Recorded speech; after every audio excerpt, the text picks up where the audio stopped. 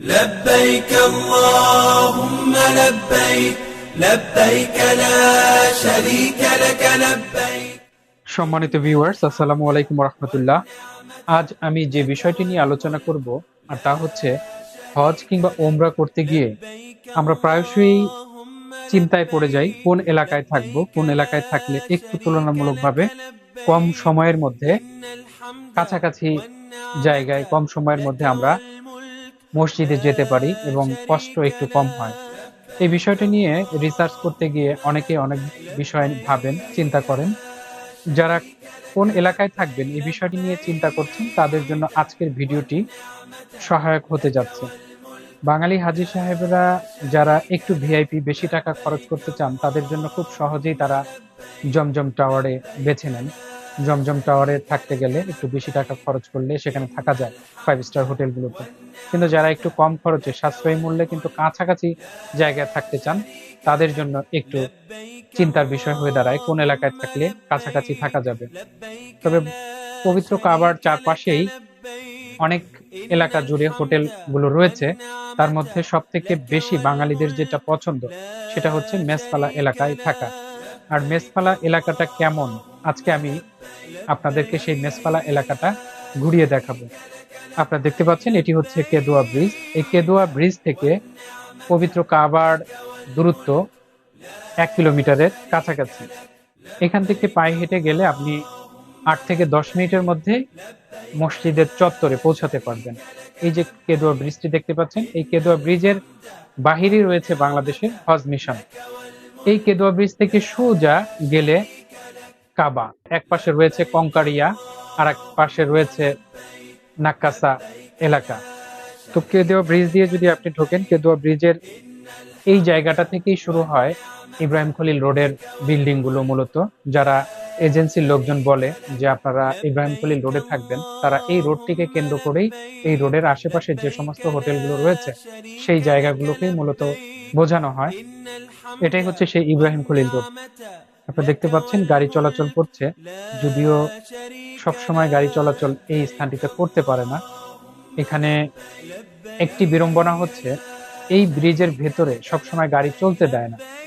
আপনারা যখন এই স্থানটিতে আসবেন, সেটা যদি নামাজের টাইম হয় তাহলে এই ব্রিজের এইখানেই আপনাদেরকে নামিয়ে দেওয়া হবে এবং আপনাদের লাগেজ গুলো এই অঞ্চলেই রেখে তারপর হাতে করে নিয়ে চলে আসতে হবে, কারণ এর ভেতরে গাড়ি প্রবেশ করা নিষেধ। কিন্তু এখন যদিও নামাজের সময় না, যে কারণে এই সময় আপনি আসলে ভেতরে ঢুকতে পারবেন। অ্যাকচুয়ালি প্রতি ওয়াক্ত নামাজের অন্তত 1.5 থেকে 2 ঘন্টা আগে এই জায়গাগুলো ব্লক করে দেওয়া হয়। ইব্রাহিম খলিল রোডের ঠিক পাশেই রয়েছে প্যালেস্টাইন হোটেল। এটি অত্যন্ত পুরাতন একটি হোটেল এবং নামকরা একটি হোটেল। কেদুয়া ব্রিজের এই জায়গা থেকে আপনারা কিন্তু জেদ্দার গাড়ি পেয়ে যাবেন। সকালবেলা যারা বিভিন্ন জায়গায় জিয়ারাত করতে চান, এই কার পার্কিং থেকেই আপনি জিয়ারার গাড়িগুলো পেয়ে যাবেন এবং এই ব্রিজের নিচেই দেখবেন জেদ্দা জেদ্দা বলে ডাকতে থাকে বা মদিনা বলে ডাকতে থাকে। এখান থেকে আপনার জেদ্দা অথবা মদিনায় যেতে চাইলে যেতে পারেন।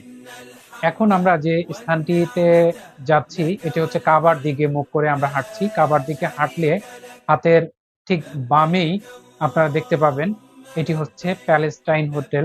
এটি একটি 4 স্টার হোটেল। এই পুরাতন প্যালেস্টাইন হোটেলটা যে কাউকে বললেই তারা চিনবে, কেদুয়া ব্রিজ বললে চিনবে। কেদুয়া ব্রিজ বা প্যালেস্টাইন হোটেল এটা অত্যন্ত পুরাতন এই জায়গাটার জন্য। ঠিক এর অপোজিট সাইডে আপনারা দেখতে পাচ্ছেন এটি একটি হাজী সাহেবদের জন্য অস্থায়ী ক্লিনিক। এটি সৌদি সরকার কর্তৃক এই ক্লিনিকটি পরিচালিত। এখানে গেলে হাজী সাহেবদের জন্য প্রাথমিক যে চিকিৎসা সেগুলো দেওয়া হয়। আপনারা দেখতে পাচ্ছেন আমরা একটু একটু করে কাবার দিকে আগাচ্ছি। এটি হচ্ছে মূলত ইব্রাহিম খলিল রোডের মেইন রাস্তাটি। কিন্তু এই রোডের দুই পাশেই অনেক হোটেল রয়েছে যে সমস্ত হোটেলগুলোতে আপনারা একটু কম খরচে থাকতে পারবেন। এখন দেখতে পাচ্ছেন ইব্রাহিম খলিল রোডের এই পাশটাতে একটি গলি ঢুকেছে, যদিও এই পাশটাতে একটু উঁচা। আমরা সাধারণত চেষ্টা করি যাতে উঁচা জায়গাগুলোতে না নিয়ে সমতলে হোটেলগুলো নেওয়ার জন্য। ওদিকে আর এখন যাচ্ছি না। আপনারা দেখতে পাচ্ছেন এই হাতের বামে এখানে একটি 3 স্টার হোটেল রয়েছে। এখান দিয়ে যে হোটেলগুলো আপনারা দেখতে পাচ্ছেন, এই হোটেলগুলো অত্যন্ত ব্যস্ততম হোটেল। প্রত্যেকটি হোটেলেই কখনোই আপনি সিট খালি পাবেন না। অ্যাকচুয়ালি হাজী সাহেবরা একদিক দিয়ে ওঠেন আর একদিকে ওই অপেক্ষমান থাকেন যে ওনারা বের হলে আবার নতুন গ্রুপ ঢুকবে, যে কারণে প্রত্যেকটি হোটেলেই সিট পাওয়া খুবই কষ্টসাধ্য এবং এগুলোর দাম অত্যন্ত বেশি হয়ে থাকে। আর হোটেলগুলো আসলে বাহির থেকে যতটুকু আপনি দেখতে পাচ্ছেন বা অন্যান্য জায়গার 3 স্টার যে হোটেলগুলো রয়েছে সেই সমস্ত হোটেলগুলোর সাথে যদি কম্পেয়ার করেন তাহলে এখানকার মান অন্যান্য জায়গার 3 স্টার মান হোটেলের সঙ্গে মিলবে না। কারণ এই জায়গাগুলোতে হাজী সাহেবদের এত পরিমাণ হ্রাস থাকে যে কারণে এগুলোর মান ধরে রাখা সম্ভব হয় না। কারণ আপনি সৌদি আরবেরই যদি অন্য কোথাও অন্য কোনো ডিস্ট্রিক্টে যান, যেমন জেদ্দা আছে, আপনি যদি দাম্মাম যান বা রিয়াদ যান, সেই সমস্ত এলাকায় 3 স্টার 5 স্টার হোটেলগুলো যে মানের পাবেন, এই মক্কার কাছাকাছি এই জায়গার হোটেলগুলোর সঙ্গে সেগুলো কম্পেয়ার করলে আপনার মিলবে না। এই যে যে একটি হোটেল দেখতে পাচ্ছেন, এটি হচ্ছে বদর আল মাসা হোটেল। এটি 3 স্টার মানের একটি হোটেল। এই হোটেলটিতে আমরা মাঝে মাঝে আমাদের হাজী সাহেবদেরকে এখানে রাখি। হোটেলটি অত্যন্ত ভালো, সুন্দর, কিন্তু প্রবলেম হচ্ছে হজের সময় এই হোটেলটিতে যতগুলো লিফট আছে, প্রায় 8টি লিফট আছে, কিন্তু সবগুলো লিফটই নামাজের সময় ব্যস্ত থাকে। এই হোটেলে ওঠা এবং নামতে গেলে একটু ঝামেলার সৃষ্টি হয়, কারণ অ্যাট এ টাইম সমস্ত হাজির সাহেবরা যখন ওঠানামা করেন, এখানে প্রায় 1200 হাজির ক্যাপাসিটি আছে। তো 1200 হাজি সাহেব যখন নামাজের সময় একসঙ্গে নামতে যান বা একসঙ্গে উঠতে যান, তখন লিফটের সংকট দেখা দেয়। এছাড়া এই হোটেলটি সব দিক দিয়ে ভালো। এরকম ম্যাক্সিমাম এখানে যতগুলো হোটেল আছে সবগুলো হোটেলেরই এই ধরনের প্রবলেম হয়ে থাকে। আপনি লিফটের ওঠানামা করার সময় একটু ঝামেলা হবে। আর আরেকটি সমস্যা হচ্ছে হোটেলের রুমগুলো কিন্তু কোনো একটা হোটেলের রুমই আপনি বড় সড়ো পাবেন না। যে সমস্ত হোটেলগুলো পুরাতন বিল্ডিং, কেবলমাত্র সেই সমস্ত হোটেলগুলোই রুমগুলো একটু বড় হয়ে থাকে, কিন্তু সেগুলোর মান আবার অতটা ভালো পাবেন না। কিন্তু নতুন বিল্ডিং যেগুলো, এগুলো আপনি ওখানে গেলে আপনি বলবেন যে এখানে আসলে 2 বেডের রুম হলে ভালো হতো, সেখানে কিন্তু 4 বেড রাখা আছে। এই ঝামেলাটা প্রত্যেকটা হোটেলের মধ্যেই রয়েছে। হোটেলগুলোর আরেকটি বড় সমস্যা হচ্ছে আপনি এই কোনো হোটেলের মধ্যে আপনি ব্যালকনি পাবেন না। দ্যাট মিনস হচ্ছে আপনি কাপড় শুকাতে গেলে আপনাকে ঝামেলায় পড়তে হবে, কারণ আপনি যে রুমের মধ্যে আছেন সেই রুমের মধ্যেই আপনাকে কাপড় শুকাতে হবে।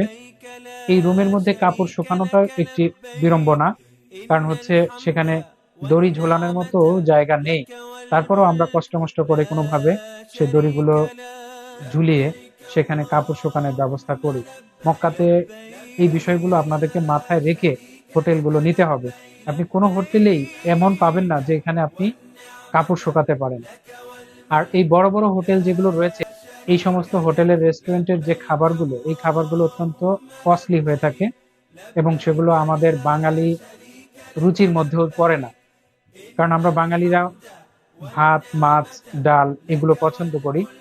এই সমস্ত হোটেলে যে সমস্ত খাবারের ব্যবস্থাগুলো রয়েছে, রেস্টুরেন্টগুলো রয়েছে, এগুলো অ্যাকচুয়ালি আমাদের বাঙালি খাবারের মধ্যে পড়ে না, যে কারণে একদিকে খরচও বেশি, অন্যদিকে আমরা খেতে স্বাচ্ছন্দ্য বোধ করি না। এই জন্য এই সমস্ত হোটেলের খাবারগুলো আমরা না নিয়ে আমাদের বাহির থেকে, এজেন্সিগুলো বাহির থেকে খাবারের অ্যারেঞ্জমেন্ট করা হয়।